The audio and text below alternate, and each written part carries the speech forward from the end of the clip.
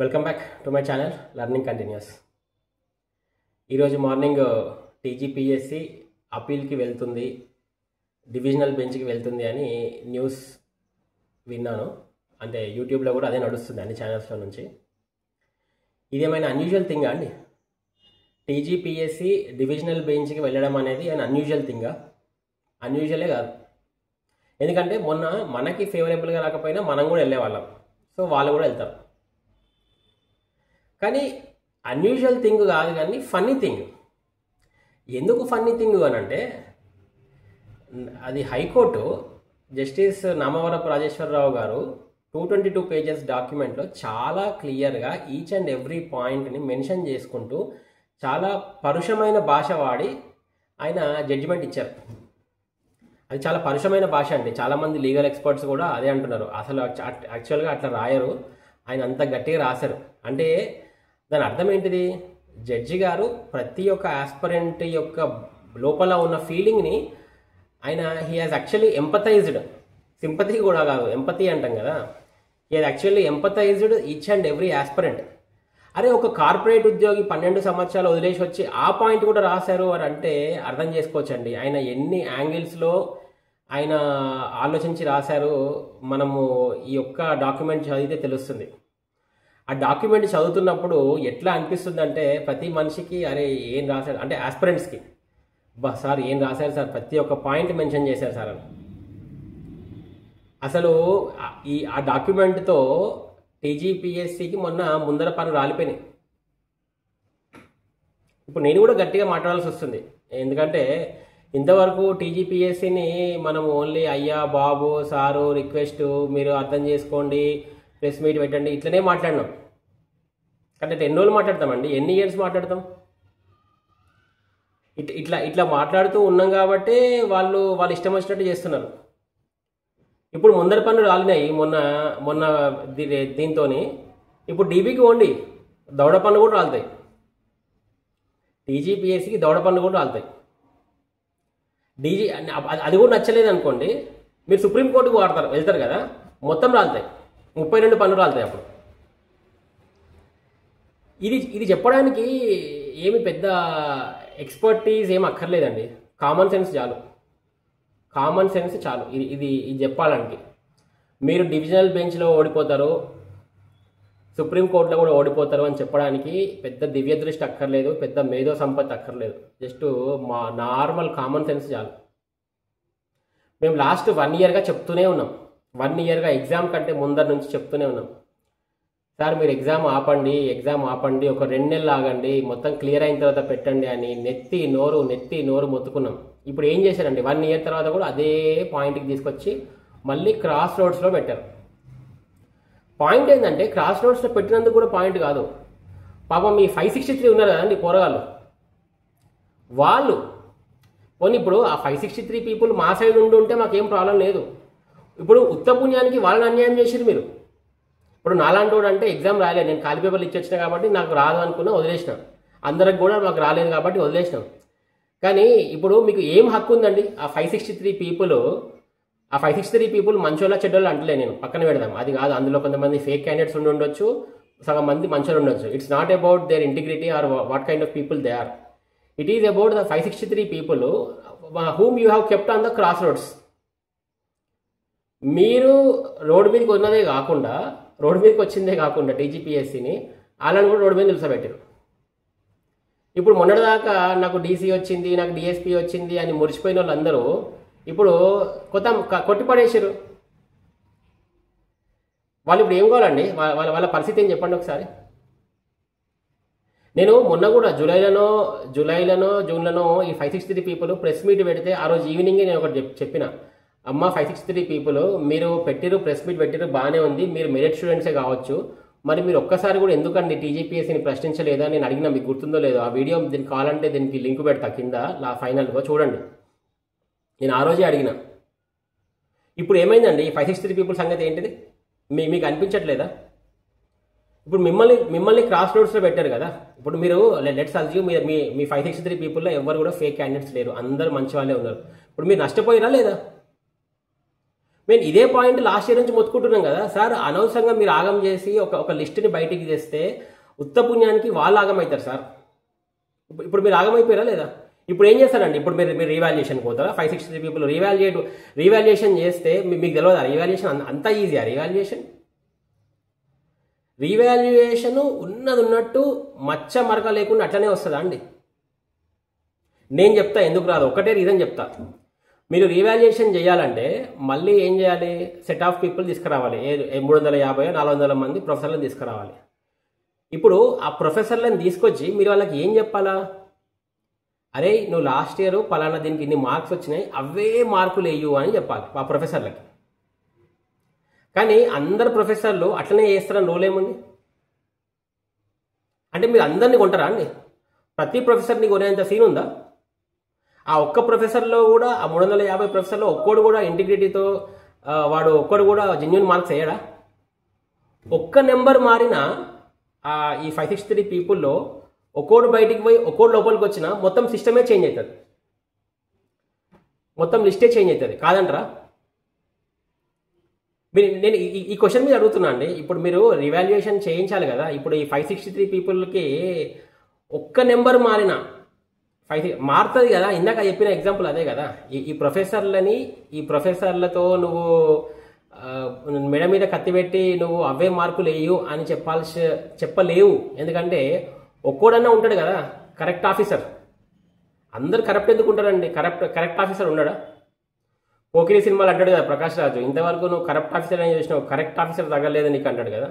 అట్లా ఒక్కోడు తగిలినా మొత్తం మారిపోతుంది అంతే. ఇంకా నేను ఏం మాట్లాడాలి? లిస్ట్ రీవాల్యుయేషన్ ఎందుకు సాధ్యపడదు? టెక్నికల్ ఇష్యూస్ ఉన్నాయి. ఇప్పుడు నువ్వు వచ్చి ఆ ఓఎంఆర్లు కొత్తగా ప్రింట్ చేసి వాటికి మళ్ళీ బుక్లెట్స్ని మ్యాపింగ్ చేసి ఆ బుక్లెట్స్ ఏడవైనాయో, అందులో ఎన్ని పేపర్లు చినిగిపోయినాయో, దాని కథ ఏందో అందరికీ తెలుసు. టీజీపీఎస్సీ కూడా తెలుసు. టీజీపీఎస్సీ తెలియదా అండి ఇంత టెక్నికల్? ఒక నార్మల్గా ఒక గవర్నమెంట్ ఆఫీస్లో ఒక పేపర్ ఇస్తేనే అది తీసుకుపోయి దాని మీద కారబూంది తింటారు మనోళ్ళు.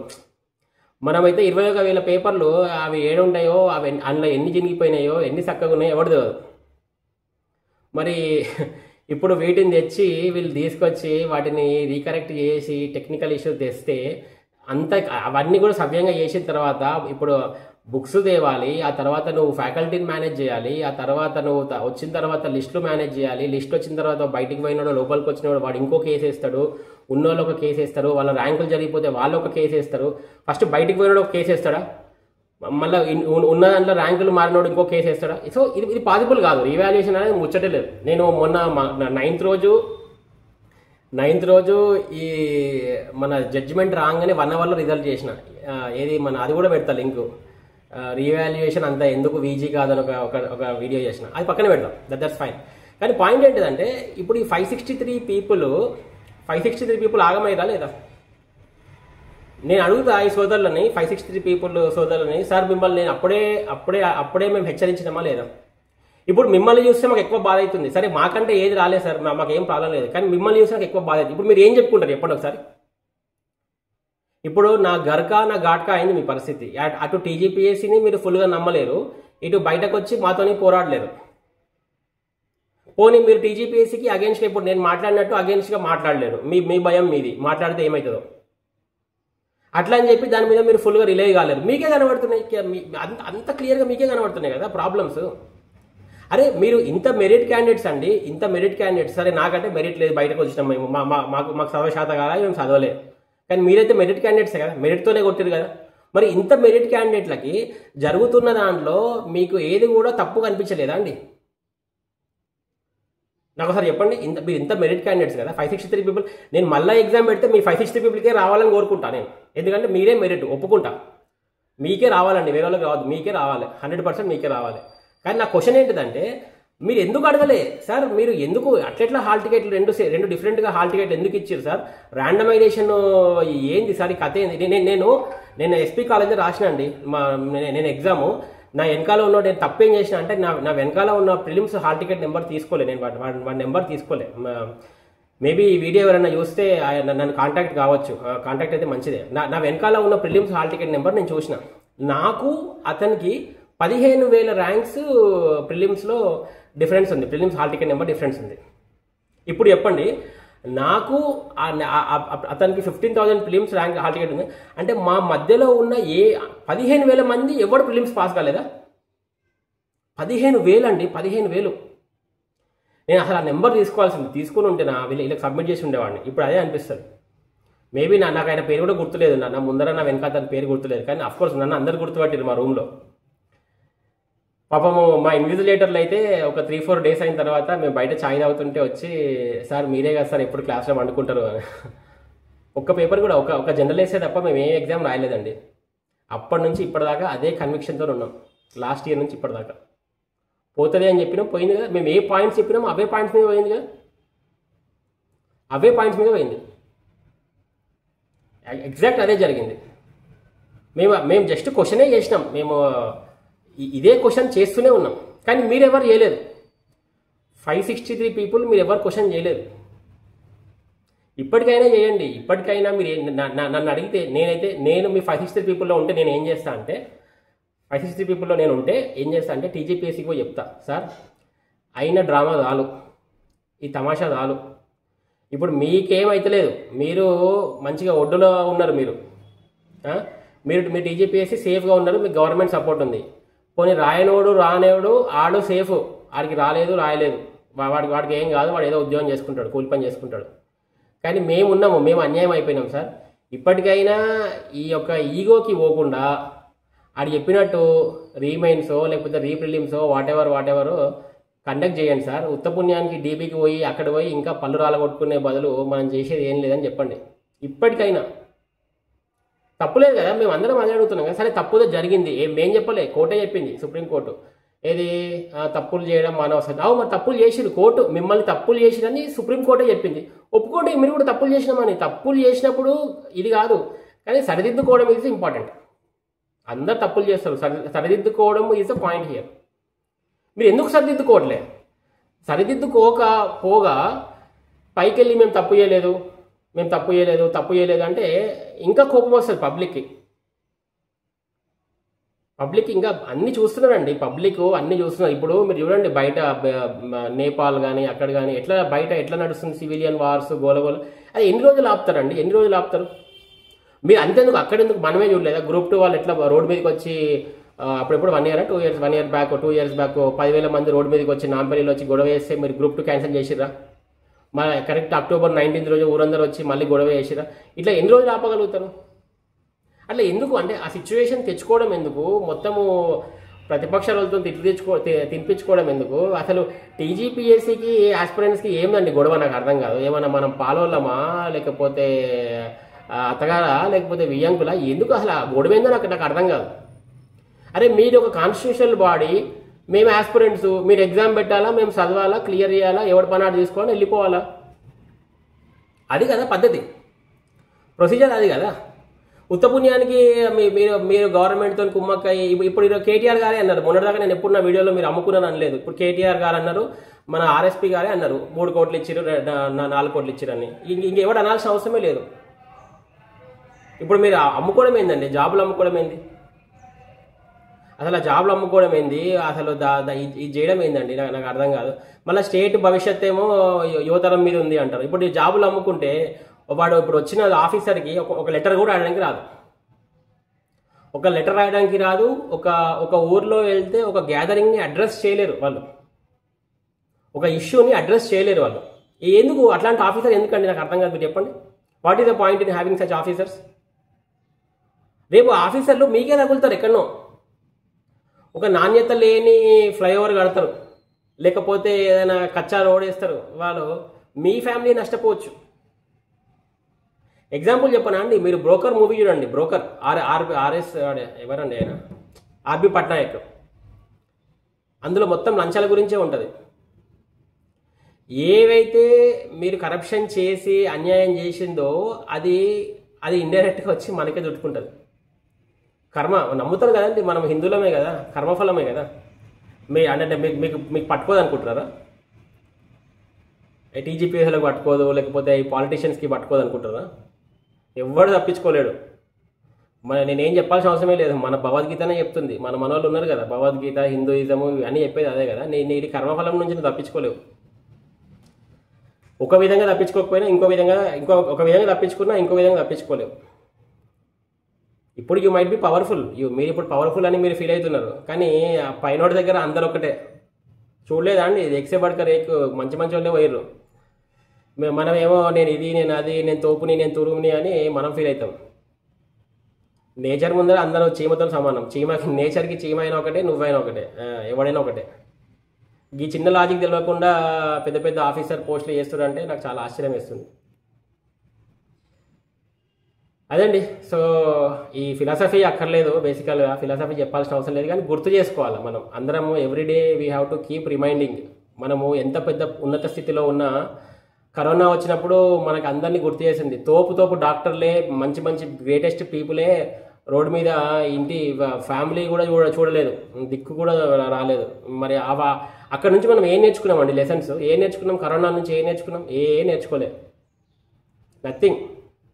ఇంకా అదే కరప్షను, అదే నాకు ఇంతుంది, నీకు అంతుంది, వాడికి అంతుంది, వీడికి ఇంతుంది, వీడు ఇక్కడ ఉన్నాడు, వాడు అక్కడ ఉన్నాడు, అందరూ ఒకటే. అల్టిమేట్గా నువ్వు ఎన్నొక్కటైనా అల్టిమేట్గా నీ 6/2 6/3 ఫీట్ ఒకటే. అదైతే డిటర్మైండ్ ఎవరికైనా. కానీ 6/3 భూమి అయితే శాశ్వతం ఎవడున్నా కానీ.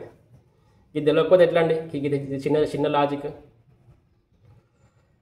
అదే అండి. సో చూద్దాం, వీళ్ళు డీబీకి పోతారు, డీబీకి పోయినా ఏం పర్వాలేదు, ఏం చేసినా ఏం పర్వాలేదు. అయితే ఇక్కడ నేను ఇందాక ఒక ప్రిలిమ్స్ అన్నా కదా, ఇప్పుడు మళ్ళీ ఈ బ్యాక్ ఎండ్లో జియో 29 ఒకటి వస్తుంది. జియో 29 వచ్చిందంటే ఇక ఏం లేదు, ఇక అది రాజధాని ఎక్స్ప్రెస్ అన్నట్టు. జియో 29 వస్తే ఈ రీమైన్స్, గీమైన్స్ ఇవన్నీ ఏం పనిచేయవు, అన్నింటినీ తీసుకుపోయి షిఫ్ట్ డిలీట్ అన్నిటినీ. డైరెక్ట్ మీరు ఎక్కడికి పోతారంటే రీప్రిలిమ్స్కి పోతారు. ప్రిలిమ్స్ 4.0. డౌటే లేదు. జియో 29 కానీ వచ్చిందంటే, జియో 29 కానీ సుప్రీంకోర్టులో సై అన్నారు అనుకో, మళ్ళీ కూర్చోరు ఇక. విజేత బుక్కులు పట్టరు, మళ్ళీ ప్రిలిమ్స్కి ప్రిపేర్ కండి. సేవ్ చేసుకోండి కావాలంటే ఈ వర్డింగ్స్. అవుతుందో కాదో మీకే తెలుస్తుంది. జియో 29 అండి, బేస్ ఈజ్ జియో 29. ఎన్ని వీడియోలు ఉన్నాయో నా ఛానల్లో పోయి చూసుకోండి. జియో 29 ఎక్సెప్షనల్ జియో 29 మీద నేను ఎన్ని వీడియోస్ చేసినా అన్ని వీడియోస్ చేసిన. ఇన్ని రోజులు జియో 29 మీద మట్టిగా పండబెట్టారు. అది కూడా చెప్పిన, మీరు ఎన్ని రోజులు పండబెడతారు మీ జియో 29ని? ఇప్పుడు అది పైకి వచ్చింది, కాశ్మీరా లాగా పైకి వస్తుంది. ఇప్పుడు జియో 29 లేస్తుంది, ఇప్పుడు కాశ్మీరా లాగా బయటకు వస్తుంది. కాంచనా 1, కాంచనా 2, కాంచనా 3 3 సినిమాలు కనబడతాయి గవర్నమెంట్కి ఇప్పుడు. అవునా కదా? గవర్నమెంట్కి, టీజీపీఎస్సీకి ఇజ్జతే పోతుంది గవర్నమెంట్ది. ఎందుకు చెప్తున్నా అంటే, ఇప్పుడు బీఆర్ఎస్ గవర్నమెంట్ హయాంలో పోయింది అనుకుంది. చలో బీఆర్ఎస్ గవర్నమెంట్ అంటే ఒక రీజనల్ పార్టీ అండి, వాళ్ళు ఎవరికి ఆన్సరబుల్ కాదు. కేసీఆర్ గారు వాళ్ళ ఫ్యామిలీ వాళ్ళు నడుపుతున్నారు, పెద్ద కొంపలేం మునిగాయి. కానీ ఇప్పుడు ఉన్నది కాంగ్రెస్ గవర్నమెంట్. రాక 10 ఏళ్ళకి కాంగ్రెస్ గవర్నమెంట్ వచ్చి, అది కూడా గ్రూప్ 1 విషయంలో మీరు పవర్లోకి వచ్చి, మళ్ళీ అదే గ్రూప్ 1తో మీరు నామరూపాలు లేకుండా పోయిరు అనుకో, నేషనల్ పార్టీ పోయిందంటే అక్కడ రాహుల్ గాంధీ ఊరుకుంటాడా? సోనియమ్మ ఊరుకుంటుందా అండి? ఊరుకోరు వాళ్ళు. ఇది నీ పార్టీ కాదు. కేసీఆర్ కంటే, కేటీఆర్ కంటే అది వాళ్ళ పార్టీ. అది ఉంచినా, తీసేసినా, బంద్ చేసినా, మూత పెట్టినా ఏం పెద్ద ఫరక్ పడదు వాళ్ళకి. కానీ మన రేవంత్ రెడ్డి గారు అట్లా కాదు. రేవంత్ రెడ్డి గారు పైన బాస్ ఉన్నాడు, కేసీఆర్కి బాస్ లేడు. KCR is the boss. ఈ చిన్న లాజిక్ ఎట్లా మిస్ అవుతుందండి నాకు అర్థం కాదు. ఒక కామన్ మ్యాన్ నాకే అర్థమవుతుంది ఇంత లాజిక్. మరి ఇది రేవంత్ రెడ్డి గారికి అర్థమవుతలేదా? ఇప్పుడు గ్రూప్ 1తోనే కాంగ్రెస్ గవర్నమెంట్కి పవర్లోకి వచ్చిందని ప్రతి ఒక్కడికి తెలుసు. మీరు ఇవే తప్పులు చేయండి, రేవంత్ రెడ్డి గారు ఇవే తప్పులు చేయండి, మళ్ళీ ఒక్కడు కూడా కనబడకుండా పోతాడు. కాంగ్రెస్ గవర్నమెంట్ సప్పుడు అంటే మొత్తం స్టడీ సప్పుడు లేకుండా పోతుంది. ఇప్పుడు మీరు చేసిన పనికి మొత్తం మీ కాంగ్రెస్ గవర్నమెంట్ అందరు తిరుగుతారు. ఏంది సార్ ఉత్తగా గ్రూప్ 1 విషయంలో మనం అంతా మొండిపట్టుదలకు పోయి మొత్తం పవరే పోగొట్టుకున్నాం. ఇప్పుడు యువర్ పొలిటికల్ పవర్, ద స్టేట్లో ఉన్న Congress power is more than group 1 కదండి. ఈ గ్రూప్ 1 వాళ్ళతో మీకు ఎందుకు చెప్పండి పంచాయతీ? గ్రూప్ 1 వాళ్ళతో పంచాయతీ పెట్టుకొని మొత్తం పవరే ఓవర్కున్నట్టు ఉంటుంది. అదే ఒకసారి ఆయన అంటాడు కదా, మన ఓపెన్ హార్ట్ విత్ ఆర్కే ఎవరైనా చూస్తే అలా రాధాకృష్ణ గారు అంటారు చంద్రబాబు నాయుడుతో, సార్ ఆయనకి ఏదో మినిస్ట్రీ ఏదో అడిగింటి ఇచ్చేసి ఉండేది అయిపోయేది కదా సార్, లేకపోతే ఆయన వచ్చి ఇట్లా ఇంత ఇంత ఉద్యమం చేస్తారు కదా అని అడుగుతారు, నవ్వుతారు అనమాట. చంద్రబాబు నాయుడు అంటారు నాకు అప్పుడు తెలియదు సార్, అట్లా నాకేం తెలుసు అని. ఫన్నీ ఉంటుంది, మీరు చూడండి ఓపెన్ నాట్ బై తార్కి. అట్లనే కేసీఆర్ గారికి అప్పుడు ఏదో మినిస్ట్రీ ఇచ్చేసి ఉంటే ఆయన ఉద్యమమే చేయకపోతుండే అని టాక్, అది నవ్వుతారు. అట్లనే ఈ గ్రూప్ 1 ఒకటే మీకు ఇచ్చేసి ఉంటే ఈ లొల్లే ఉండదు, మీరు ఇంకొక 5 years ఉంటారు పవర్లో. ఇప్పుడు మీరు ఉన్నారు, మీరు సీఎం అయ్యారు, కానీ నెక్స్ట్ వాళ్ళు ఉంటారు కదా అండి. సరే మీ పైన వాళ్ళు అయితే తిడతారు కదా, అరే ఏందిరా పోయి రాక వస్తే పవర్ వస్తే లక్కీకి ఏమైంది, కేసీఆర్ మీద కోపంతో మీకు ఓట్లు పడ్డాయని మీకు తెలుసు, నాకు తెలుసు, మీడియాకి తెలుసు, అందరు అది ఓపెన్ టాకే. మరి వచ్చిన దాన్ని జాగ్రత్తగా వాడుకుంటామా, దాన్ని మనం మళ్ళా అనవసరమైన గ్రూప్ అని పెట్టబెట్టుకొని ఉన్నది ఓడుకుంటామా? మరి ఇది ఒక కామన్ మ్యాన్గా నేను అడుగుతున్నా సార్. కామన్ మ్యాన్గా నాకు వచ్చిన ప్రశ్నలు మీకు వచ్చి ఉండవా? మీకు కూడా వస్తాయి కదా పాపం. ఇప్పుడు రేవంత్ రెడ్డి గారు కూడా క్రాస్ రోడ్స్లో ఉన్నారు, ఈ 563 పోరావాళ్ళు కూడా క్రాస్ రోడ్స్లో ఉన్నారు. అఫ్కోర్స్ మేము ఎప్పుడు క్రాస్ రోడ్స్లో ఉన్నాం ఆస్పిరెంట్స్, మాకెప్పుడు జరగలేదు. కానీ మాతో పాటు ఇప్పుడు వీళ్ళని కూడా వచ్చి కూర్చోబెట్టారు, ఈ 563 people కూడా వచ్చి కూర్చోబెట్టారు. ఈడకి ఇప్పుడు ఎటు పోలేకే తెలియదు, నా ఇంటికి పోలేరు, నా అత్తగారి ఇంటికి పోలేరు అన్నట్టు, అటు పోలేరు ఇటు పోలేరు. ఇప్పుడు చూద్దాం వీళ్ళు ఏం చేస్తారు. ఇప్పటికైనా ఈ వీడియో సారాంశం ఏంటంటే, ఇప్పటికైనా డివిజనల్ బెంచ్ అప్పీళ్ళు అవన్నీ చేయకండి సార్. వాళ్ళు పోయినా ఫ్లాప్ అవుతుంది, అది షో అక్కడ ఫ్లాప్ అవుతుంది. ఎందుకంటే చాలా గట్టిగా ఉంది జడ్జిమెంట్, పైన సుప్రీంకోర్టు కూడా జడ్జిమెంట్ గట్టిగా ఉంది. అండ్ దీనివల్ల మొత్తం పవరే వీక్తుంది, పొలిటికల్ పవరే పోతుంది. కాంగ్రెస్ గవర్నమెంట్ నామరూపాలు లేకుండా పోతుంది. ఇప్పుడు మొన్న అడగాలి పక్క స్టేట్లో వైనాట్ 175 అన్నోడు 11కి వచ్చిండు, అట్లనే అవుతుంది ఈడ కూడా. ఇంక డౌట్. ఇప్పటికే పబ్లిక్ గ్రౌండ్ లెవెల్లో ఫుల్ కేసీఆర్కి సింపతి ఉంది, అది అందరికీ తెలిసిన విషయమే. పిచ్చి తిట్టు తిడుతున్నారు రేవంత్ రెడ్డిని, చెప్పాలి కదా. ఇప్పుడు నాలాంటి కామన్ మ్యాన్ చెప్పకపోతే ఎవడు చెప్తాడు? చెప్పాలి కదా. నేను కామన్ మ్యాన్ చెప్తున్నా, రేవంత్ రెడ్డి గారు మీకు ఇక్కడ గ్రౌండ్ లెవెల్లో పబ్లిక్ తిడుతురండి మిమ్మల్ని. నేను డౌట్ అయితే మీరే పోయి సర్వే చేసుకోండి, మీకే తెలుస్తుంది. ఆ పబ్లిక్ ఆల్రెడీ తిడుతుర్రు, బస్సుల గురించి తిడుతున్నారు, ఇంకా వేరే మీరు హామీలు నెరవేర్చలేని తిడుతున్నారు. దానికి తోడు ఇది యాడ్ అయింది అనుకో, ఈ చదువుకున్న వాళ్ళు ఏమన్నా చేస్తారు మళ్ళీ లాస్ట్ మినిట్లో పోయి, అప్పుడు మొత్తంకే పోతుంది. ఇప్పుడు రేపు సర్పంచ్ ఎలక్షన్లకు ఏ ముఖం పెట్టుకొని పోతారు మీరు మళ్ళీ. అండ్ దీని ఎఫెక్ట్ 2 years తర్వాత ఉంటుంది. ఇప్పుడు చూడండి డీబీలా సుప్రీంకోర్టులో మీకు చుక్కెదురైనాక అప్పుడు చూడండి మీ సీన్స్ ఇస్తారే. అప్పుడు ఈ వీడియో మళ్ళీ రీపోస్ట్ చేస్తా, అప్పుడు తెలుస్తుంది, మళ్ళీ అప్పుడు తెలుస్తుంది మీకు. అదండి. సరే, మొత్తానికి ఫర్ ద అదర్ ఆస్పిరెంట్స్ మీరు స్టార్ట్ ప్రిపేరింగ్ ఫర్ రీమైన్స్. ఎందుకంటే రీఎవాల్యుయేషన్ అవ్వదని చెప్పినా కాబట్టి అల్టిమేట్గా రీమైన్సే అవుతుంది. నా మీద ఎవరికన్నా నమ్మకం ఉంటే స్టార్ట్ ప్రిపేరింగ్ ఫర్ రీమైన్స్. అంటే ఇంట్రెస్ట్ చదువుకున్న టీజీపీఎస్సీ మీద ఇంట్రెస్ట్ ఉన్న వాళ్ళు ఉంటే ఇంతవరకు నా వీడియోలు చూసి ఉంటారు కదా, స్టార్ట్ ప్రిపేరింగ్ ఫర్ రీమైన్స్ సిన్సియర్లీ. అది వచ్చేదాకా వెయిట్ చేయకండి, ఎందుకంటే పోర్షన్ చాలా ఎక్కువ పోర్షన్, 90 daysలో చదివే పోర్షన్ కాదు ఇది. ఓకే, ఆయన ఎవరో 90 days చదివినా అని చెప్పాడు, కానీ అంత ముచ్చటే లేదు. 90 days చదివేంత సీన్ ఏముందండి, సిలబస్ కూడా కాదు. సో సిలబస్ కాపీ కూడా చదవలేము 90 daysలో. So start preparing for remains. ఈ లోపల జియో 29 బయటికి రావద్దని చూసుకోండి. జియో 29 వచ్చిందంటే ఇక స్టార్ట్ ప్రిపేరింగ్ ఫర్ ఫిలిమ్స్. అది నేను చెప్పదలుచుకుంది. ఇంకేం చేయాలి, ఫిలిమ్స్ 4.0 అంతే. అదే అండి. Thank you very much for watching my video. This is Aditya బొమ్మ సైనింగ్ ఆఫ్.